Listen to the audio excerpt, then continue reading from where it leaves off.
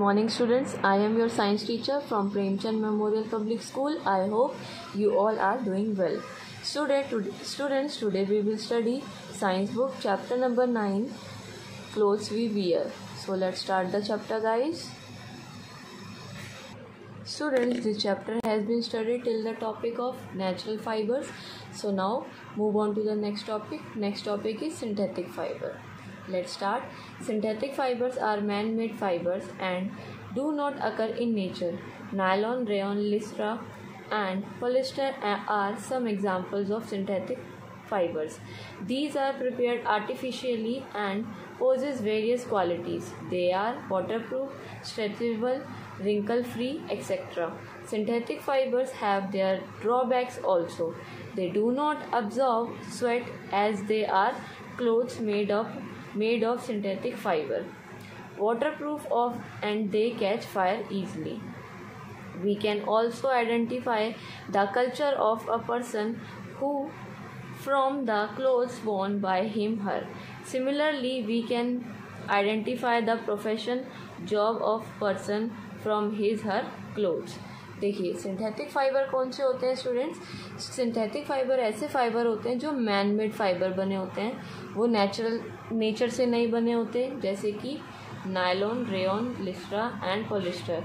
These are the synthetic fibres. Okay, ये आपके synthetic fibre के एग्जांपल्स हैं. These are prepared artificially, possess various qualities. देखो ये आर्टिफिशियल बनते हैं, इनकी अलग क्वालिटीज़ हैं. सबसे पहले वाटरप्रूफ होते हैं, स्ट्रेचेबल कपड़ा होता है इनका, और रिंकल फ्री होते हैं, यानी मुसड़ते कपड़े नहीं हैं ये. ठीक है. इनके ड्रॉबैक्स भी होते हैं. सिंथेटिक फाइबर के ड्रॉबैक्स ये होते हैं कि ये जो है स्वेट, जो पसीना होता है उसको एब्जॉर्ब नहीं कर पाते. ठीक है. और जो इसके क्लोथ्स होते हैं बहुत ही अच्छे होते हैं, और लेकिन ड्रॉबैक्स ये होता है कि वो कैच फायर कर लेते हैं ईजिली, यानी आग को बहुत जल्दी पकड़ लेते हैं. ठीक है. ये देखिए, ये आपके clothes made of synthetic fibre से ये क्लोथ्स बने हुए हैं. उनका डायग्राम है ये क्या होते हैं, ये बहुत जल्दी आग को पकड़ लेते हैं. ठीक है. We can also identify the culture of person from the clothes worn by him her. देखिए, अब हम पर्सन्स को, लोगों को उनके कपड़े, उनके रहन सहन से पहचानते हैं कि वो किस कल्चर से हैं, है ना.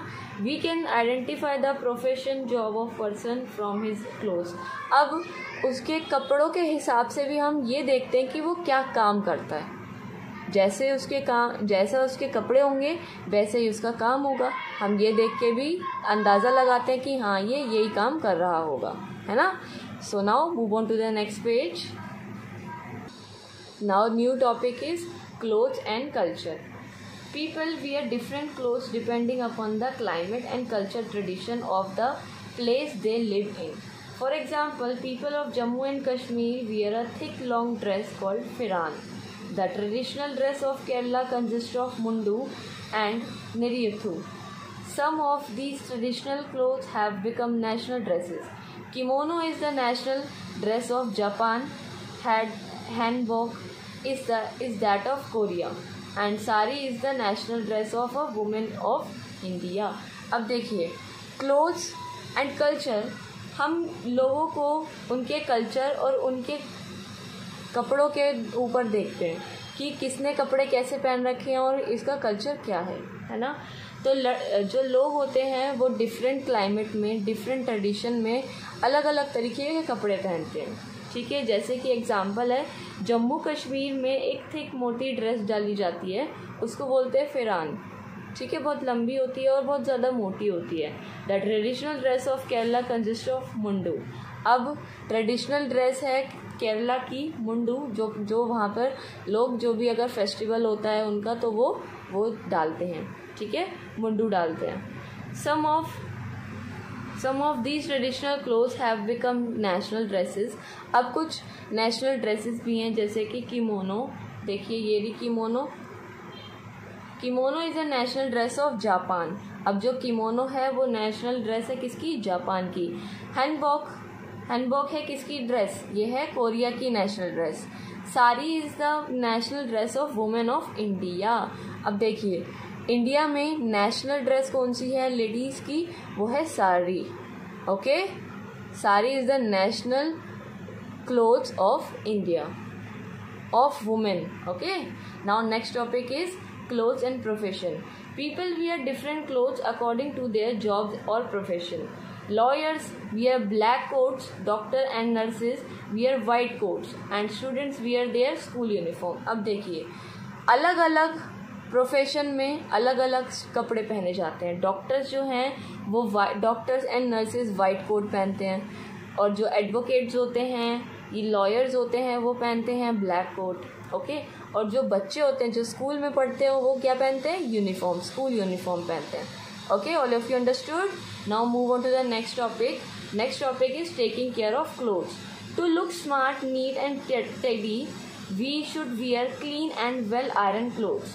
We should take proper care of our clothes to keep them in good condition for a long time.